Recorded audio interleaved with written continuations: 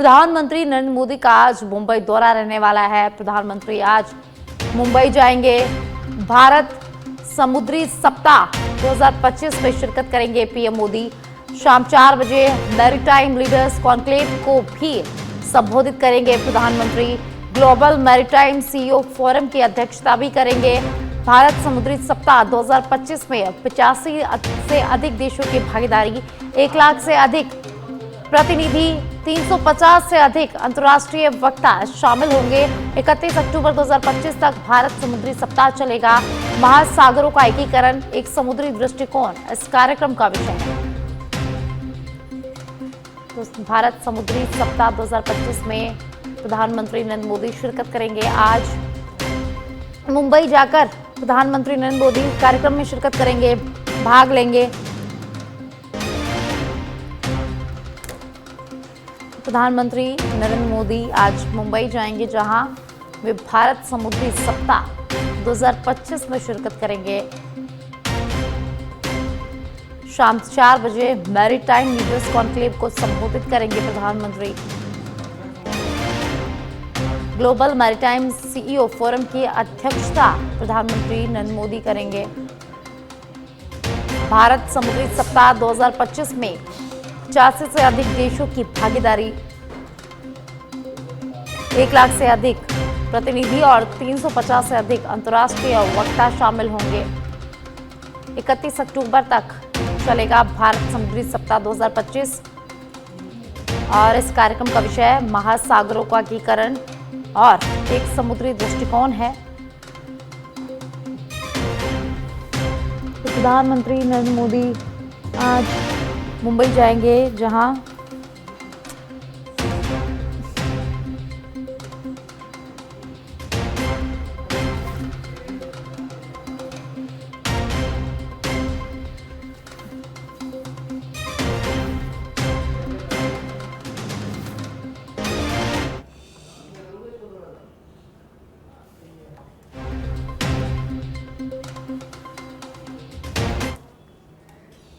राष्ट्रपति द्रौपदी मुर्मू आज राफेल में उड़ान भरेंगी। राष्ट्रपति मुर्मू सुखोई 30 से भी फ्लाइंग कर चुकी है और अब वे राफेल से फ्लाइंग करेंगी।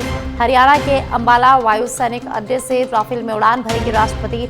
ऑपरेशन सिंदूर के दौरान राफेल विमानों का इस्तेमाल हो चुका है और आज राष्ट्रपति द्रौपदी मुर्मू राफेल में उड़ान भरेंगी। आपको बता दें कि सुखोई 30 से भी फ्लाइंग कर चुकी है राष्ट्रपति और आज हरियाणा के अंबाला के वायु सैनिक अड्डे में राफेल में उड़ान भरेगी। तो राष्ट्रपति द्रौपदी मुर्मू को लेकर एक बड़ी खबर हम आपको बता रहे हैं, जहां आज राष्ट्रपति द्रौपदी मुर्मू राफेल में उड़ान भरेंगी। हरियाणा के अंबाला वायु सैनिक हवाई अड्डे से राफेल में उड़ान भरेगी और पहले सुखोई 30 से भी फ्लाइंग कर चुकी है राष्ट्रपति द्रौपदी मुर्मू।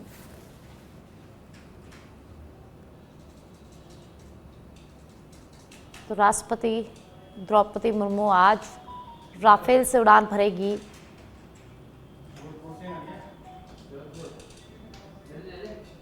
कोटा के रामगंज मंडी शहर में वीर शिरोमणि महाराणा प्रताप की अश्वारूढ़ विशाल प्रतिमा का अनावरण किया गया। समारोह में लोकसभा अध्यक्ष ओम बिरला, शिक्षा मंत्री मदन दिलावर और महाराणा प्रताप के राज परिवार के सदस्य विश्वराज सिंह मेवाड़ भी मौजूद रहे, जिन्होंने रिमोट कंट्रोल से महाराणा प्रताप की प्रतिमा का अनावरण किया।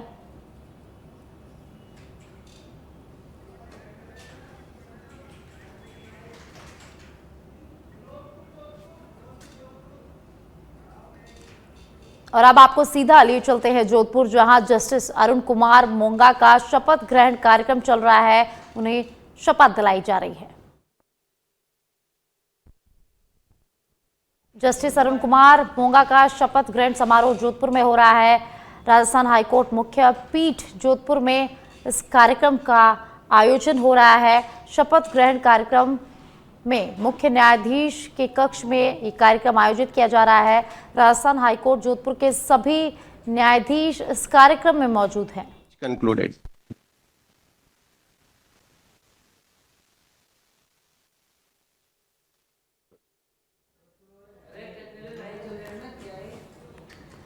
और अब जयपुर से खबर है, जहां सीआईएसएफ के डीजी प्रवीण रंजन ने महाराष्ट्र के सीएम से मुलाकात की है।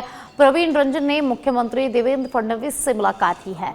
राजस्थान कैडर के आईपीएस एडीजी विनीता ठाकुर और आईजी जोस मोहन ने महाराष्ट्र के सीएम देवेंद्र फडणवीस से मुलाकात की है। तो सीआईएसएफ के डीजी प्रवीण रंजन ने महाराष्ट्र के मुख्यमंत्री देवेंद्र फडणवीस से मुलाकात की। प्रवीण रंजन ने मुलाकात की है। वहीं आईपीएस एडीजी विनीता ठाकुर और आईजी जोस जोनस ने भी महाराष्ट्र के सीएम से मुलाकात की है। तस्वीरों में आप देख सकते हैं, जहां प्रवीण रंजन ने महाराष्ट्र के सीएम देवेंद्र फडणवीस से मुलाकात की, वहीं आईपीएस एडीजी विनीता ठाकुर और आईजी जोस मोहन ने भी मुलाकात की है।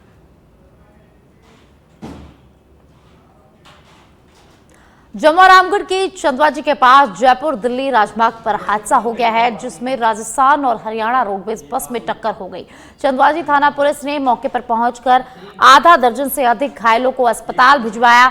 जानकारी के अनुसार गाय को बचाने के चक्कर में हरियाणा रोडवेज चालक ने ब्रेक लगाए और दोनों बसों में जोरदार भिड़ंत हो गई और इस हादसे में आधा दर्जन से अधिक लोग घायल हो गए हैं, जिन्हें पुलिस ने मौके पर पहुंचकर अस्पताल में भिजवाया है, जहां उनका इलाज जारी है। तो राजस्थान और हरियाणा रोडवेज में जोरदार टक्कर हुई है। हादसे में आधा दर्जन से अधिक लोग घायल हो गए हैं। तो जम्मू रामगढ़ के पास चंदवाजी की ये पूरी घटना है, जहां हरियाणा रोडवेज और राजस्थान रोडवेज की बसों में भिड़ंत हुई है। ऐसा बताया जा रहा है कि गाय को बचाने के चक्कर में हरियाणा रोडवेज ने ब्रेक लगाए और हरियाणा रोडवेज और राजस्थान रोडवेज की बस में इस दौरान टक्कर हो गई और इस हादसे में आधा दर्जन से अधिक लोग घायल हो गए हैं। इसकी सूचना पुलिस को दी गई और पुलिस मौके पर पहुंची, जहां पुलिस ने घायलों को अस्पताल में भर्ती करवाया, उन्हें अस्पताल में भिजवाया, जहां उनका इलाज जारी है और अब पुलिस ने इस पूरे मामले की जांच शुरू कर दी है। और ज्यादा जानकारी के लिए मेरे सहयोगी वसीम अकरम मेरे साथ जुड़ गए हैं, जानकारी उनसे लेते हैं। वसीम, राजस्थान में काफी हादसे हो रहे हैं और एक बार फिर चंदवाजी में रोडवेज और हरियाणा बस में जोरदार भिड़ंत हुई है, इसमें आधा दर्जन से अधिक लोग घायल हो गए हैं। क्या कुछ अधिक जानकारी है कि ये हादसा आखिर हुआ कैसे? मैं आपको बता दूं कि जयपुर दिल्ली हाईवे पर लखेर के पास एक मवेशी रोडवेज के सामने एक मवेशी आने के चक्कर में पीछे आ रही रोडवेज में भिड़ंत हो गई। जो राजस्थान रोडवेज और हरियाणा रोडवेज की दोनों में टक्कर हुई है। हादसे में करीब आधा दर्जन से अधिक सवारियों के मामूली चोटें आई है। उनको चंदवाजी के पास निम्स अस्पताल में भर्ती कराया गया है। वही घटना की सूचना के बाद चंदवाजी थाना पुलिस भी मौके पे पहुंची है। वहीं दोनों गाड़ियों को क्रेन की सहायता से सड़क से हटाया गया है और यातायात सुचारू किया गया है। जयपुर दिल्ली हाईवे पर जो मवेशी गायों को बचाने के चक्कर में ये हरियाणा रोडवेज ने ब्रेक लगाए, जिसके चलते पीछे से राजस्थान रोडवेज आ रही थी, वो पीछे जाके हरियाणा रोडवेज में घुस चुकी थी। जी वसीम, जो लोग इस हादसे में घायल हुए हैं उनकी स्थिति अभी कैसी बताई जा रही है? पुलिस से जानकारी मिली है कि सभी को प्राथमिक उपचार के बाद छुट्टी दे दी गई है। जी, बहुत बहुत शुक्रिया वसीम इस तमाम जानकारी के लिए। और अब चित्तौड़गढ़ से खबर है, जहां पर भारतीय जनता पार्टी सरदार वल्लभ भाई पटेल की 150वीं जयंती को राष्ट्रीय एकता दिवस के रूप में मना रही है। वहीं इसी कड़ी में चित्तौड़गढ़ जिले में 31 अक्टूबर से 25 नवंबर तक कार्यक्रमों की श्रृंखला आयोजित की जाएगी। निम्बाहेड़ा में आयोजित पत्रकार वार्ता में विधायक श्रीचंद कृपलानी ने बताया कि जिले भर में पद यात्राएं, जनसंवाद, निबंध प्रतियोगिता, रन फॉर यूनिटी और खेलकूद आयोजन होंगे। 14 नवंबर को भादसोड़ा से सांवलियाजी तक पदयात्रा निकाली जाएगी, जिसमें सभी मंडलों के कार्यकर्ता शामिल होंगे। कृपलानी ने कहा कि सरदार पटेल ने रियासतों को एकजुट कर उपखंड भारत की नींव रखी। यदि नेहरू ने उनकी बात मानी होती तो भारत और मजबूत होता। पूर्व गृह मंत्री सरदार वल्लभ भाई पटेल की 150वीं जयंती भारतीय जनता पार्टी मनाने जा रही है और पूरे राष्ट्रीय स्तर पर इसके कार्यक्रम तय हुए हैं। राज्य स्तर पर अलग समय, चित्तौड़ जिले में 31 अक्टूबर से 25 नवंबर तक विभिन्न अभियान सरदार वल्लभ भाई पटेल जी की जयंती मनाने के चलाए जाएंगे, जिसमें मुख्य रूप से हमारी भातसोड़ा से सावरा जी की पदयात्रा 14 नवंबर को है, जिसमें पूरे जिले के हमारे कार्यकर्ता भाग लेंगे। और इसके साथ ही साथ कई नाटक, कई खेलकूद प्रतियोगिता, कई निबंध, स्कूलों में कार्यक्रम, मतलब पूरे चित्तौड़ जिले के हर गांव में सरदार वल्लभ भाई पटेल, जिन्होंने इस देश में लौह पुरुष के रूप में जो उनके बारे में कहा जाता था, और जिस तरह उन्होंने हिंदुस्तान की सब रियासतों को कोटा के चीचट क्षेत्र के आलोद पंचायत में विकास के दावों की हकीकत बयां करती है एक तस्वीर सामने आई है। मोतीपुरा खुर्द गांव में विकास की कमी के चलते ग्रामीणों को भारी परेशानी का सामना करना पड़ रहा है। हाल ही में ग्रामीण की मौत के बाद ग्रामीणों को शव का अंतिम संस्कार करने के लिए संघर्ष करना पड़ा। गांव में शमशान घाट नहीं होने से ग्रामीणों को खुले में अंतिम संस्कार करना पड़ा। ग्रामीणों ने बताया कि वे शमशान घाट के निर्माण के लिए कई बार प्रशासनिक अधिकारियों और जनप्रतिनिधियों को ज्ञापन दे चुके हैं, लेकिन अब तक कोई कार्रवाई नहीं हुई है।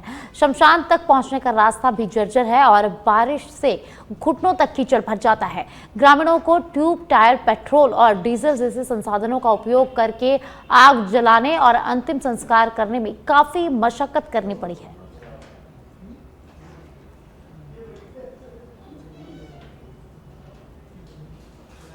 बूंदी के केशोराय पाटर में मोटर खराब होने के कारण जलापूर्ति बंद है। पूर्व पार्षद दुर्गालाल मेघवाल ने बताया कि जलदाय विभाग और उपखंड अधिकारियों को बार बार अवगत कराने के बावजूद कोई समाधान यहां नहीं हुआ है। वार्ड की महिलाएं 1 किलोमीटर से भी अधिक दूरी तक सिर पर घड़े उठाकर पानी लाने को यहां मजबूर है। स्थानीय लोगों ने आरोप लगाया कि ठेकेदार की लापरवाही और आए दिन सप्लाई चालू करने के देरी में के चलते जनता को यहां भारी परेशानी हो रही है। पार्षद अशोक बाई ने पानी की व्यवस्था करवाने की मांग की है।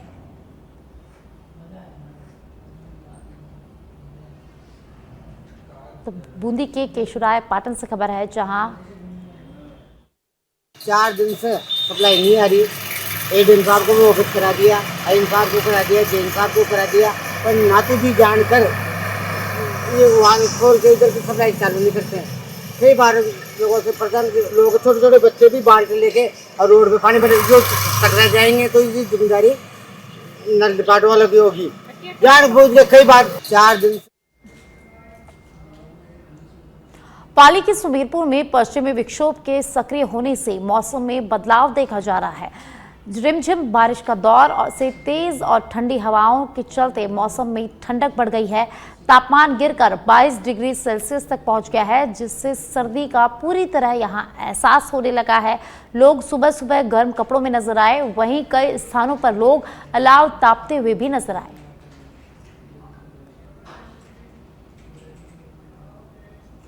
और अब सिरोही के माउंट आबू से खबर है, जहां पश्चिमी विक्षोभ का असर प्रदेश में दिख रहा है। प्रदेश के 11 जिलों में मौसम विभाग ने अलर्ट जारी कर दिया है। हिल स्टेशन माउंट आबू में भी पिछले 2 दिन से इसका असर देखा जा सकता है। बीती रात से माउंट आबू में कभी रिमझिम तो कभी तेज बारिश का दौर जारी है। माउंट आबू की फिजाओं में आज हल्की ठंडक का भी एहसास हो रहा है और आने वाले 2 दिनों तक बारिश जारी रहने का अनुमान यहां लगाया गया है। तो सिरोही के माउंट आबू से खबर है, जहां बारिश के चलते ठंडक बढ़ गई है। आने वाले 2 दिनों तक बारिश जारी रहने का अनुमान भी माउंट आबू में लगाया गया है। और अब इटावा से खबर है, जहां बम्बुलिया की बस्ती के पास खेतों में वन्यजीव के दिखाई दिए पगमार्क। वन्यजीव के आसपास होने की संभावना पर ग्रामीणों में भय का माहौल है। रणथंभौर अभ्यारण्य से सटा हुआ है यह क्षेत्र। कोई वन्यजीव भटक कर इस ओर भी आ सकता है। रामगढ़, विषधारी, बूंदी अभ्यारण्य और वन्य विभाग के अधिकारियों को ग्रामीणों ने इसकी सूचना दे दी है। बारां के शाहबाद उपखंड के नेशनल हाईवे 27 घाटी क्षेत्र में अज्ञात कारणों से टाइल से भरा ट्रक पलट गया। Mundiyar toll plaza patrolling team के हरिओम मेहता, चतुर्भुज शर्मा ने माखन राठौड़ द्वारा जानकारी दी गई है, जिसमें बताया गया है कि ट्रक मोरबी गुजरात से बनारस उत्तर प्रदेश जा रहा था और इसी दौरान ट्रक घाटी क्षेत्र में अज्ञात कारणों से पलट गया। पेट्रोलिंग टीम ने तत्परता दिखाते हुए एक तरफ का रास्ता सुचारू कर वाहनों को निकलवाया। घटनास्थल पर पुलिस को भी बुलाया गया, जहां पुलिस मौजूद है। और अब भिंड से खबर है, जहां पर जिला अस्पताल में आउटसोर्स महिला सुरक्षा गार्ड ने हाई वोल्टेज ड्रामा कर जमकर हंगामा किया। वहीं महिला सुरक्षा गार्ड के पति ने भी अस्पताल प्रबंधन को जमकर गाली गलौज दी। अस्पताल में हंगामा देख लोगों की भारी भीड़ जमा हो गई। महिला सुरक्षा गार्ड ने सिविल सर्जन पर घर बुलाकर छेड़छाड़ करने का आरोप यहां लगाया है। आपको बता दें कि अभी हाल ही में तत्कालीन सिविल सर्जन RN राजौरिया को हटाकर तत्काल कलेक्टर संजीव श्रीवास्तव ने RK मिश्रा को सिविल सर्जन बनाया है। और महिला के हंगामे को देखकर पुलिस और सुरक्षा गार्ड भी पहुंचे, जिन्होंने मामले को दबाने का प्रयास किया, लेकिन महिला और उसके पति ने इस बात की शिकायत सिटी कोतवाली थाना पुलिस के पास जाकर की। वहीं पुलिस महिला की शिकायत के आधार पर जांच पड़ताल में जुट गई है। आज एक महिला गार्ड जो कि इस हॉस्पिटल में काम करती है, उसके आवेदन दिया गया है, इसको भी जांच में लिया गया है और जैसे भी आगे जो भी साक्ष्य आएंगे उस आधार पर वैधानिक कार्रवाई की जाएगी। महिला ने क्या आरोप लगाया है? छेड़छाड़ का आरोप लगाया है। जिस समय में उसने आवेदन दिया है, जो भी जैसा भी मतलब साक्ष्य में आएगा उस हिसाब से कार्रवाई की जाएगी। अभी जबकि जाँच कर रहे हैं, कुछ फोटो भी प्राप्त करेंगे, जहाँ भी अगर कैमरे में कुछ आएगा तो बताएंगे। क्या इस पूरे मामले को लेकर CCTV खंगाले जाएंगे? घर बुलाकर उसने बदतमीजी की। महिला अकेली थी, मैं बाहर रहता था, इस वजह से क्या नाम है, आज मैंने उसको जाके क्या नाम है पकड़ने की कोशिश की कि चल तेरे को मैं पकड़ूंगा और ले जाके थाने में हम FIR कराऊंगा। इस वजह से मैं वहाँ पे हॉस्पिटल में गया, लेकिन काफी लोगों ने उसको बचाया।